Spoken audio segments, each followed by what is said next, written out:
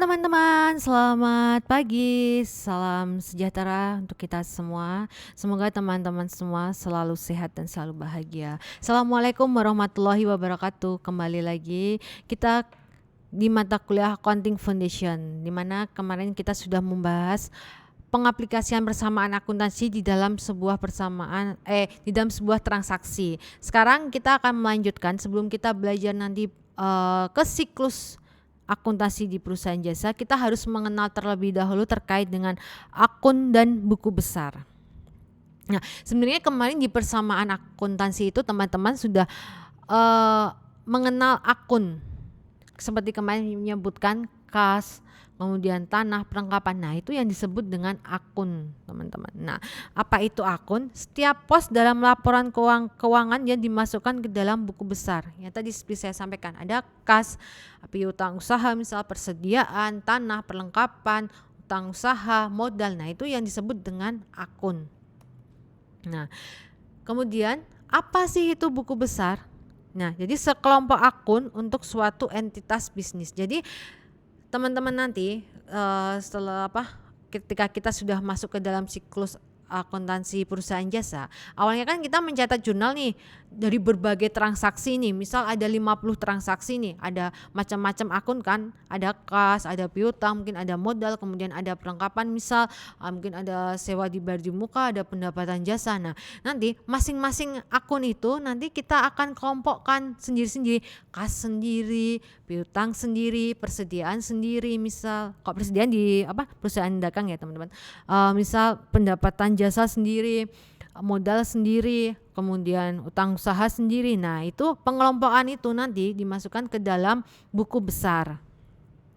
Nah, klasifikasi utama dari akun tadi ya, seperti yang sudah saya sampaikan bahwa aset itu adalah sumber daya yang dimiliki oleh perusahaan. Contohnya ada kas, perlengkapan, bangunan, piutang usaha. Nah, ini salah satu contoh yang sedikit ya. Nanti kalau teman-teman misal pengen penasaran nih apa aja sih yang masuk dalam akun-akun yang dimasukkan ke dalam aset. Nah, nanti teman-teman bisa searching aja nih misal di Google salah satu laporan keuangan, misal perusahaan Unilever, perusahaan yang jasa, misal Telkom, nah atau mungkin yang lain. Nah, itu bisa kok penasaran selain aset-aset akun yang dimasukkan dalam aset. Terus ada kewajiban utang kepada pihak lain. Misal ada utang usaha, wesel bayar, utang gaji. Nah, ini masuk ke dalam kategori kewajiban atau liabilitas istilahnya. Kemudian ada ekuitas pemilik atau hak pemilik atas aset. Nah, ini modal, kemudian ada pref. Nah, ini masuk ke dalam ekuitas pemilik. Kemudian ada pendapatan. Nah, kalau di perusahaan jasa seperti mencatatnya adalah pendapatan jasa. Terus ada juga misal teman-teman bisa mencatatnya sebagai pendapatan honor atau pendapatan komisi, tapi lebih baik kita secara umum aja ada pendapatan jasa. Pendapatan itu adalah kenaikan ekuitas pemilik sebagai hasil dari menjual suatu jasa. Nah, dicatatnya sebagai pendapatan jasa. Kemudian ada beban, seperti yang kemarin kita sudah singgung juga. Seperti ada beban gaji, kemudian beban perlengkapan, terus ada misal beban beban lain-lain, beban utilitas. Nah, beban itu sendiri ada penggunaan aset atau jasa untuk menghasilkan suatu pendapatan. Nah, di sini contohnya beban sewa, beban gaji, beban utilitas. Mungkin ada beban lain-lain. Kalau penasaran teman-teman bisa searching laporan keuangan perusahaan jasa apa. Nah, itu banyak tuh contoh-contohnya di situ. Nah, untuk membantu teman-teman belajar dari suatu akun itu dapat digambarkan menyerupai bentuk T, teman-teman di sini. Nah, akun ini secara sederhananya kalau kita lagi belajar awal tentang akuntansi, teman-teman bikin aja nih huruf T. Misal di sini akunnya namanya kas. Nah, kemudian di sisi kiri itu adalah debit, kemudian di sisi kanan itu adalah kredit. Dan apa sih hubungannya debit dengan kredit? Nah, di sini hubungannya dengan kita akan belajar tentang sistem akuntansi ayat jurnal berpasangan, teman-teman. Nah, jadi dalam membuat sebuah jurnal itu ada pasangan namanya adalah debit dan kredit. Seperti pasangan cowok dan cewek, suami dan istri. Nah, istilahnya seperti itu. Atau istilahnya double entry accounting system, di mana setidaknya ada 2 akun yang kita catat dan harus ada debit, harus ada kredit. Tidak bisa hanya debit saja yang dicatat ataupun kredit saja yang dicatat. Nah, kemudian dalam pencatatannya pun sendiri nanti ketika kita mencatat kreditnya itu harus agak menjorok ke dalam ke sebelah kanan dikit. Nanti akan saya contohkan. Nah, kita belajar terlebih dahulu tentang akun pada laporan posisi keuangan. Nah, tadi kan kalau misal teman-teman penasaran, terus teman-teman searching nih laporan keuangan perusahaan jasa, misal kayak Telkomsel, nah atau Telkom. Nah, itu nanti melihat di sini aset. Misal di sini 11 itu adalah kode akunnya, yaitu kas. Kemudian 12 contohnya adalah piutang usaha. Kemudian ada 14 ini adalah perlengkapan. Kemudian 15 ini asuransi dibayar di muka. 17 ini adalah tanah. Kemudian 18 ini adalah peralatan kantor. Nah, ini adalah contoh-contoh akun yang masuk dalam kategori aset, teman-teman. Kemudian akun pada aset ini tadi seperti kas, piutang usaha, perlengkapan, peralatan itu memiliki saldo normalnya, dia adalah berada di sisi debit, teman-teman.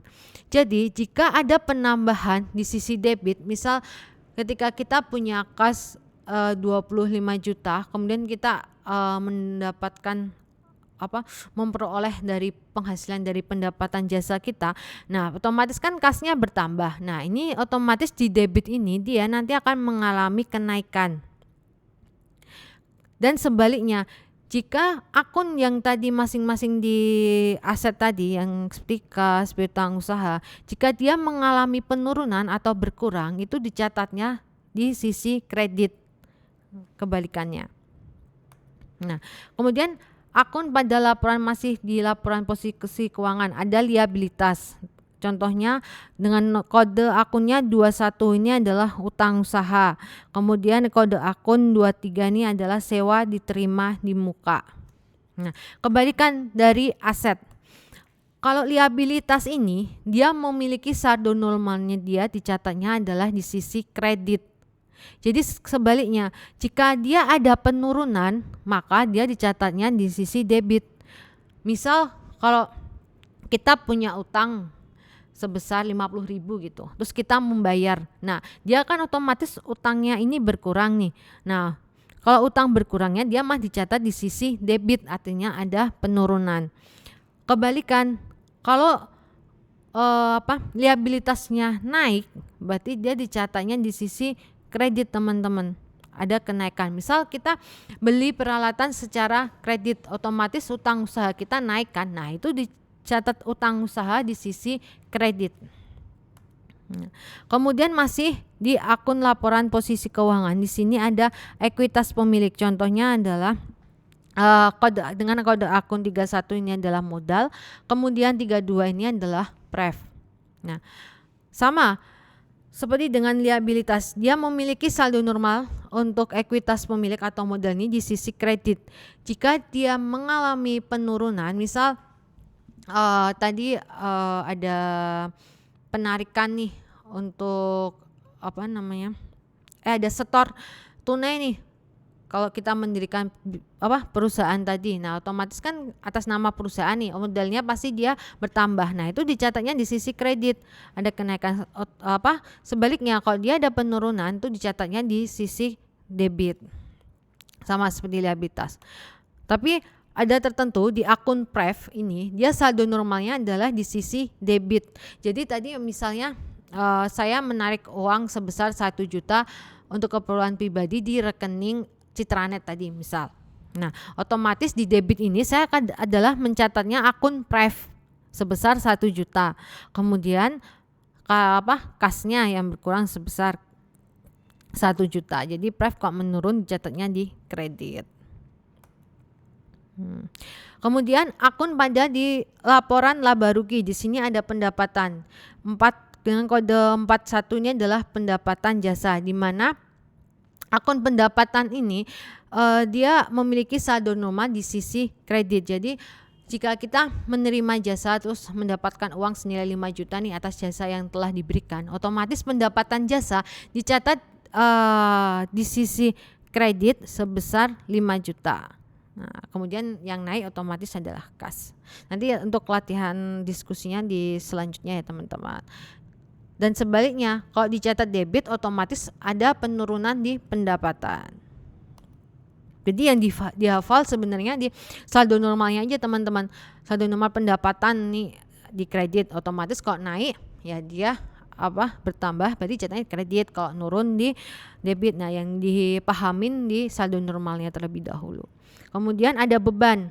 Misal kode 51 ini ada beban gaji, kemudian kode 52 ini adalah beban perlengkapan, kemudian kode 53 ini adalah beban sewa, kemudian kode 55 ini adalah beban utilitas, dan kode 59 ini adalah beban lain-lain. Sebaliknya, kalau beban ini memiliki saldo normal dia adalah di sisi debit teman-teman. Jadi kalau ada kenaikan beban otomatis dicatatnya dari sisi debit, dan sebaliknya jika ada penurunan maka dicatatnya di sisi kredit. Jadi dari masing-masing akun tadi yang perlu dihafal di sini adalah pertama adalah saldo normal, karena jika teman-teman sudah paham, sudah ingat saldo normal dari aset tuh di sisi mana sih, debit atau kredit. Nah, teman-teman nanti lebih mudah dalam mengaplikasikannya ke dalam jurnal nanti untuk mencatat akun-akunnya.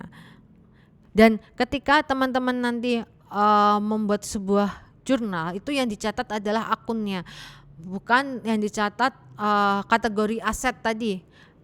Asetnya yang dicatat bukan, tapi misal kas atau piutang atau persediaan. Nah, itu yang dicatat. Nanti kita akan belajar bagaimana caranya biar bisa lebih mudah untuk memahami setiap transaksi. Misal di sini ada contoh soal nih. Sebutkan saldo normal untuk setiap akun di bawah ini. Ada piutang usaha, pendapatan komisi, utang usaha, kemudian ada modal, kemudian ada beban gaji, kemudian ada kas. Nah, dari beberapa akun ini dia masuk ke kategori mana sih saldo normalnya? Nah, tadi seperti sudah kita bahas bahwa piutang usaha kan otomatis dia masuk dalam kategori aset, otomatis biasa dia saldo normalnya ada di debit. Kemudian pendapatan komisi, pendapatan kan tadi saldo normalnya di sisi kredit, otomatis dia berarti kredit jawabannya pendapatan komisi.